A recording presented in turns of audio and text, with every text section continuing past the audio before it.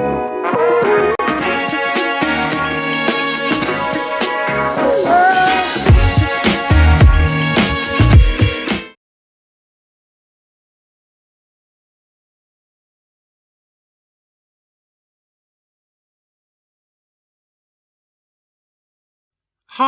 good afternoon. Hi, welcome to the Carlton Hotel. How can I help you? We've just driven up from London and we're going to stay here in York for a few days. We'd like to book a couple of rooms. OK, sir. So for how many nights is that? We'll be leaving on Monday morning, so let me see, that's 3 nights? And you said 2 rooms. Who are the rooms for? I'm here with my wife and 2 kids. They are 9 and 11. Sorry, 9 and 12. The eldest has just had his birthday. So we'd like 1 twin room for the kids and another double for my wife and I. OK, well, we've got 2 rooms available, both en suite. Great. How much are they per night? Let me see. The twin room is £40 per night and the double room is £50 per night. OK, that sounds reasonable. So what is the total for 3 nights for both rooms?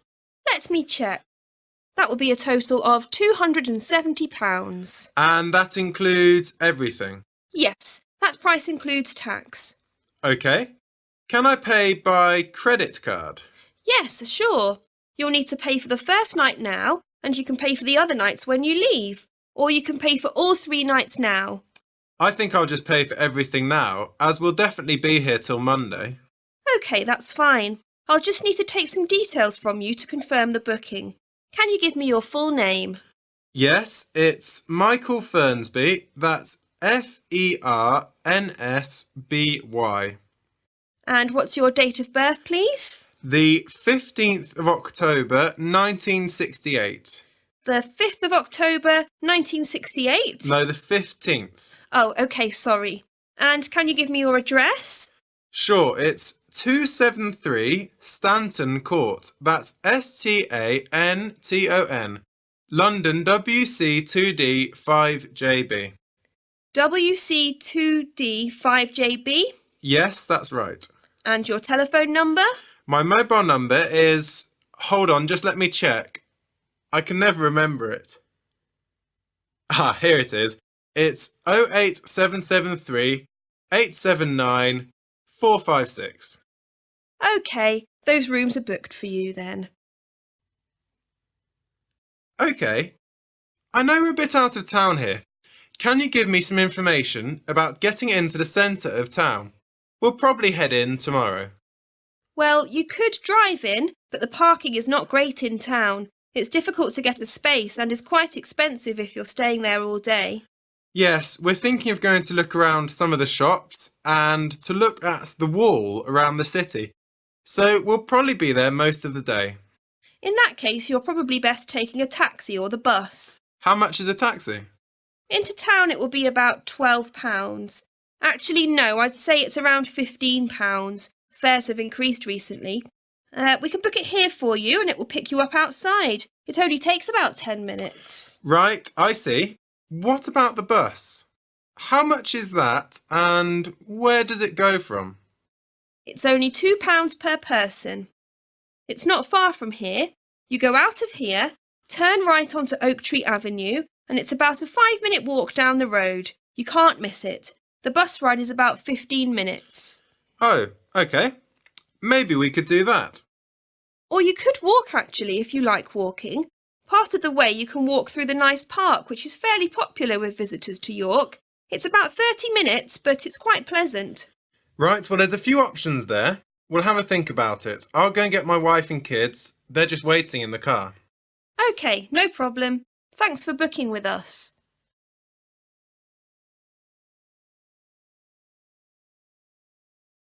Section 2. You will hear 2 students called Mark and Gina asking their tutor for advice on the extracurricular project. First, you have some time to look at questions 11 to 14.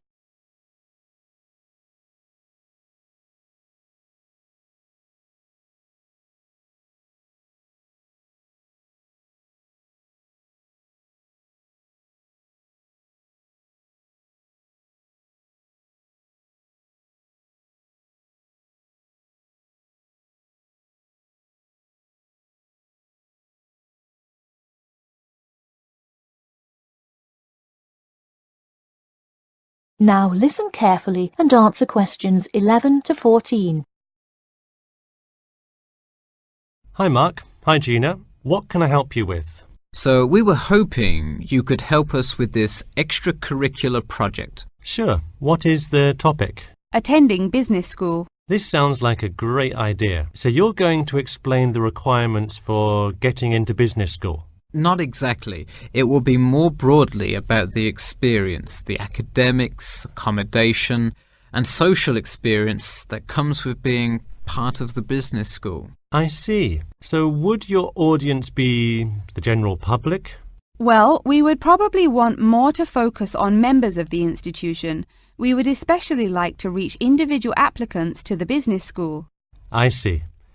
Now, what form will this information be? You could give a talk to all the summer courses. All you'd need is permission from the course director. Or you could pass out information outside the student union. Those are both good ideas. What about sending out pamphlets in the mail? Most college students never check their mail. Maybe you could make a video and show it on campus. That's a great idea. We'll do the video. Great. And as members of the business school, do you have an incentive to attract new students? If so, this idea is a great way to do that. No, the idea actually came about because of how much students like us worry about their studies. Yeah, when I got into business school, there were a lot of things I had not prepared for, so the video would cover a lot of things Mark and I wish we had known upon entering business school. Right. Before you hear the rest of the talk, you have some time to look at questions 15 to 20.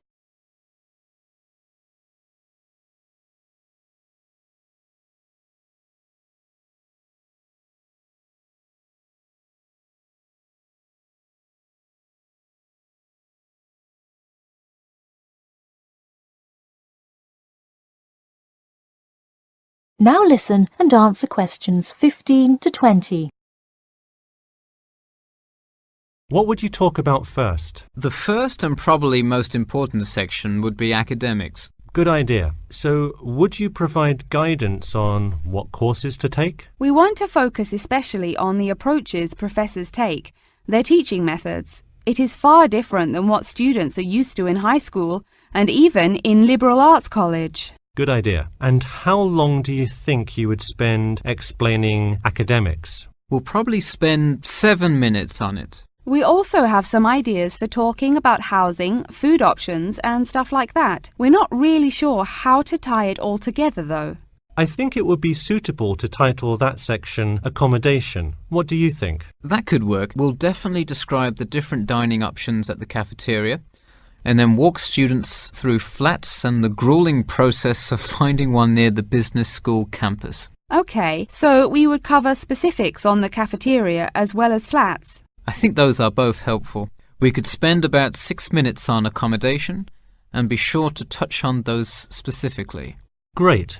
Is there anything else you would talk about? We definitely want to go over the social aspect of attending school here. Of course.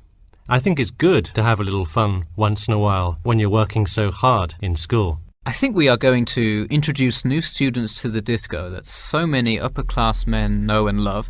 Maybe we'll include a few other places too, but that's the main one. We're also going to invite students to the international evening taking place in the first week of school as a great chance for our large international student population to meet a lot of other new students.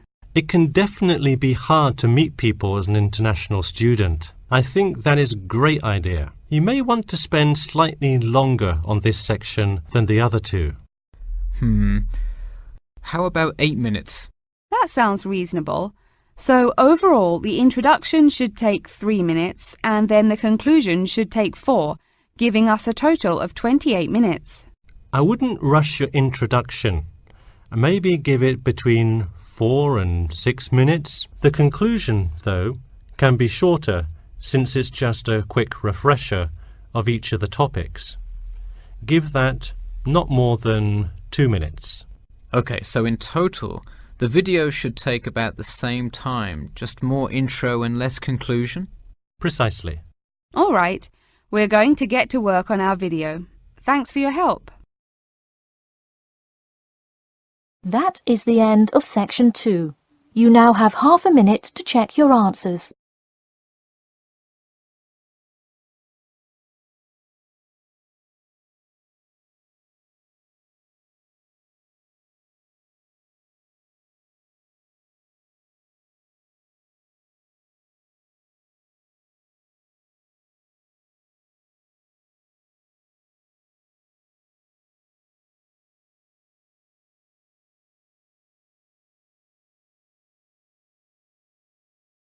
Now turn to section 3.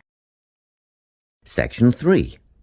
You will hear a conversation between a tutor and two students who are preparing for an English literature test. First, you have some time to look at questions 21 to 24.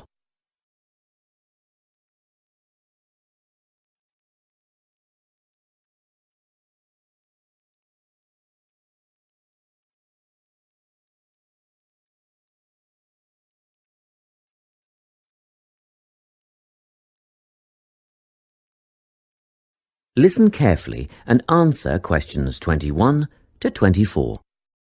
Hello, Lorna, Ian. Glad you could make it. You're the only two who put your names down for this literature tutorial, so let's get started, shall we? I want to run over some aspects of the novel The Secret Garden with you before the test next week. Be sure to take some notes and ask questions if you need to. Hey, Lorna, have you got a spare pen? Sure, here you are. Okay, so the story follows two key characters.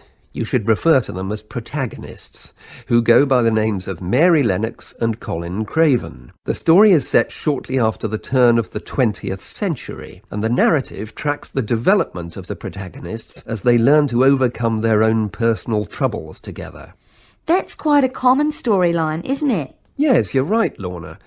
So what can you tell me about the character of Mary? Well, in the beginning, she is an angry, rude child who was orphaned after a cholera outbreak and forced to leave India and move to the United Kingdom to her uncle's house in Yorkshire. That's right. And there she meets Colin, who spends his days in an isolated room, believing himself to be permanently crippled, with no hope of ever gaining the ability to walk. The two strike up a friendship, and gradually learn, by encouraging each other, that they can both become healthy, happy and fulfilled in life. Will we need to remember a lot of these details for the exam? Just the basic outline.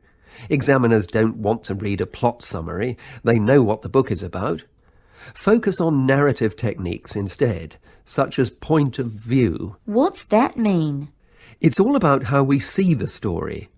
This story, for example, is written from the perspective of what is called an omniscient narrator. Omniscient means all-knowing. So, as readers, we get to see how all the characters feel about things, what they like and don't like, and what their motivations are in the story. Before you hear the rest of the conversation, you have some time to look at questions 25 to 30.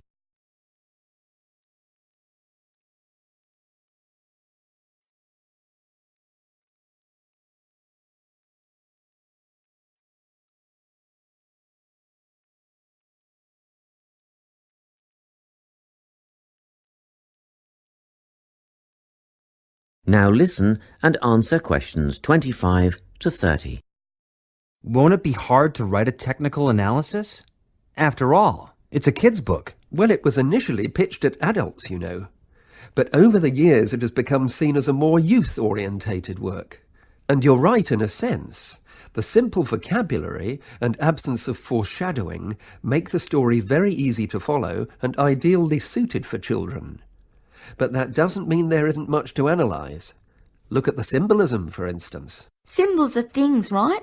Material things like objects that stand for abstract ideas. Absolutely, yes. And the author uses many of them. There's the robin redbreast, for example, which symbolises the wise and gentle nature that Mary will soon adopt. Note that the robin is described as not at all like the birds in India. Roses are used as well, as a personal symbol for Mistress Craven. You'll see they're always mentioned alongside her name, and Mistress Craven's portrait can also be interpreted as a symbol of her spirit. Are symbols just another name for motifs? No, motifs are a bit different. They don't have as direct a connection with something the way that a symbol does. Motifs are simply recurring elements of the story that support the mood. Are there any in this novel? Yes, two very important ones. The Garden of Eden is a motif. It comes up a few times in connection with the garden of the story. And then you've got the role that secrets play in the story.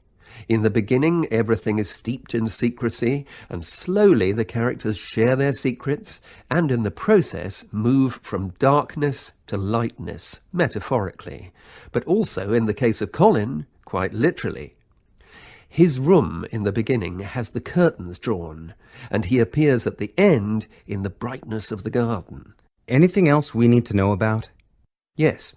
Nearly all novels explore universal concepts that everyone has experienced. Things like love, family, loneliness, friendship. These are called themes. The Secret Garden has a few themes that all centre on the idea of connections. The novel explores, for example, the way that health can determine and be determined by our outlook on life. As Colin's health improves, so too do his perceptions of his strength and possibility.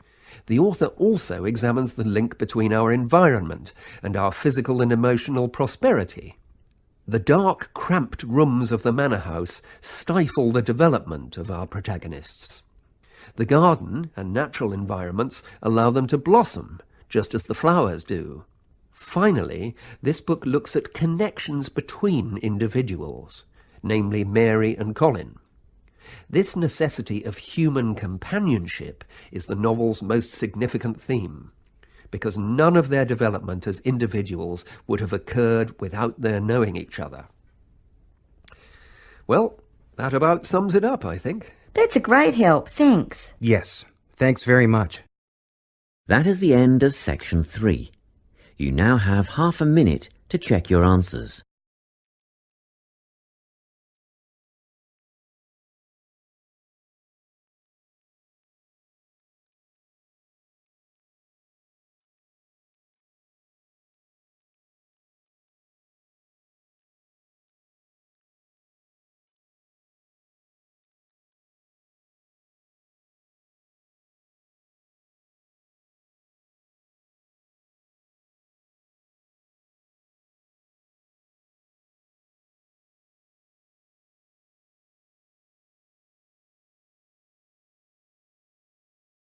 Okay, so we've been looking at the attitudes of various social and cultural groups towards the management of their personal finances, how important they feel it is to save money, and what they save their money for.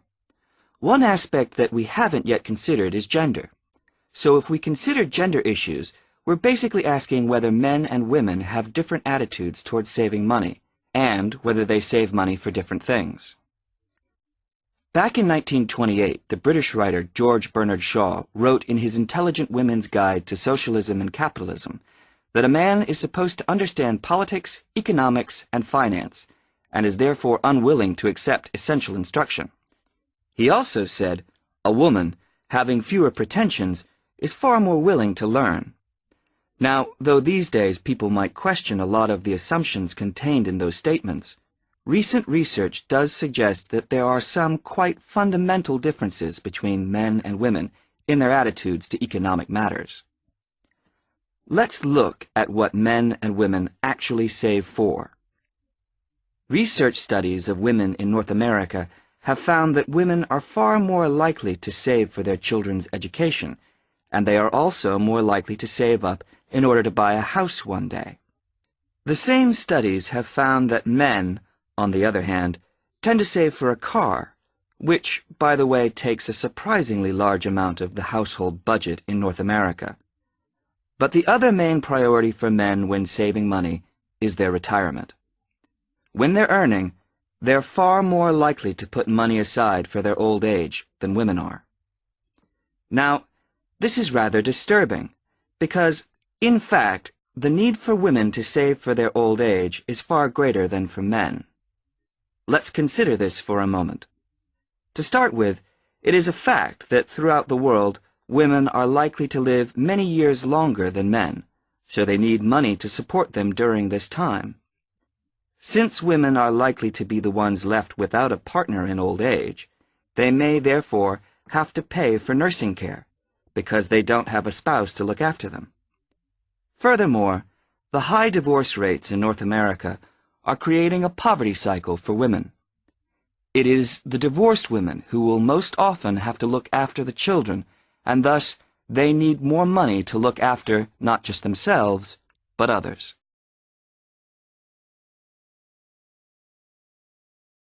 So what can be done about this situation? The population in North America is likely to contain an increasing number of elderly women. The research indicates that at present, for women, it takes a crisis to make them think about their future financial situation. But of course, this is the very worst time for anyone to make important decisions. Women today need to look ahead, think ahead, not wait until they're under pressure. Even women in their early 20s need to think about pensions, for example, and with increasing numbers of women in professional positions, there are signs that this is beginning to happen. Then research also suggests that women avoid dealing effectively with their economic situation because of a lack of confidence. The best way for them to overcome this is by getting themselves properly informed so they are less dependent on other people's advice. A number of initiatives have been set up to help them do this. This college, for example, is one of the educational institutions which offers night classes in money management, and increasing numbers of women are enrolling on such courses. Here, they can be given advice on different ways of saving. Many women are unwilling to invest in stocks and shares, for instance, but these can be extremely profitable. It is usually advised that at least 70% of a person's savings should be in low-risk investments. But for the rest, financial advisors often advise taking some well-informed risks. Initiatives such as this can give women the economic skills and knowledge they need for a comfortable, independent retirement. The increasing proportion of elderly women in the population is likely to have other economic consequences.